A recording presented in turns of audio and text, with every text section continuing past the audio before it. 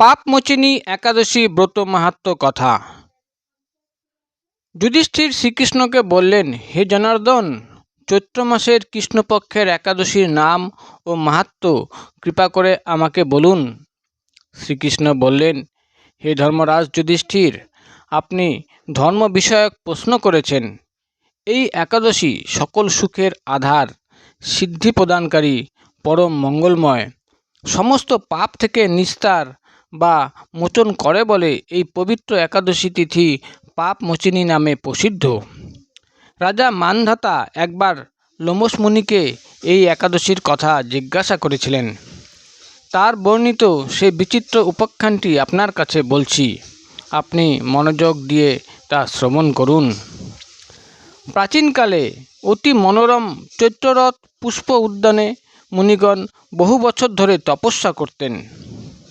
একসময় মেধাবী নামে এক ঋষিকুমার সেখানে তপস্যা করছিলেন। মঞ্জু ঘোষা নামে এক সুন্দরী অপ্সরা তাকে বশীভূত করতে চাইল, কিন্তু ঋষির অভিশাপের ভয়ে সে আশ্রমের 2 মাইল দূরে অবস্থান করতে লাগলো। বীণা বাজিয়ে মধুর স্বরে সে গান করত। একদিন মঞ্জু ঘোষা মেধাবীকে দেখে কামবাণে পীড়িতা হয়ে পড়ে। এদিকে ঋষি মেধাবীও অপ্সরার অনুপম সৌন্দর্য দেখে মুগ্ধ হন। তখন সেই অপ্সরা মুনিকে নানা হাব ভাব বা কটাক্ষ দ্বারা বশীভূত করে। ক্রমে কাম পরবশ মুনি সাধন ভজন বিসর্জন দিয়ে তার আরাধ্য দেবকে বিস্মৃত হলেন। এইভাবে অপ্সরার সাথে কাম ক্রিয়ায় মুনির বহু বছর অতিক্রান্ত হলো। মুনিকে আচার ভ্রষ্ট দেখে সেই অপ্সরা দেবলোকে ফিরে যেতে মনস্থ করল। একদিন মঞ্জু ঘোষা মেধাবী মুনিকে বলতে লাগলো, হে প্রভু, এখন আমাকে নিজ গৃহে ফিরে যাওয়ার অনুমতি প্রদান করুন। কিন্তু মেধাবী বললেন, হে সুন্দরী, তুমি তো এখন সন্ধ্যাকালে আমার কাছে এসেছো, প্রাতকাল পর্যন্ত আমার কাছে থেকে যাও। মুনির কথা শুনে অভিশাপ ভয়ে সেই অপ্সরা আরও কয়েক বছর তার সাথে বাস করল। এইভাবে বহু বছর, প্রায় 55 বছর 9 মাস 7 দিন অতিবাহিত হলো। দীর্ঘকাল অপ্সরার সহবাসে থাকলেও মেধাবীর কাছে তা অর্ধরাত্র বলে মনে হলো। মঞ্জু ঘোষা পুনরায় নিজ স্থানে গমনের প্রার্থনা জানালে মুনি বললেন, এখন প্রাতকাল, যতক্ষণ পর্যন্ত আমি সন্ধ্যা বন্দনা না সমাপ্ত করি ততক্ষণ পর্যন্ত তুমি এখানে থাকো। মুনির কথা শুনে ঈষৎ হেসে মঞ্জু ঘোষা তাকে বলল, হে মুনিবর, আমার সহবাসে আপনার যে কত বছর অতিবাহিত হয়েছে তা একবার বিচার করে দেখুন। এই কথা শুনে মুনি স্থির হয়ে চিন্তা করে দেখলেন যে তার 56 বৎসর অতিবাহিত হয়ে গেছে।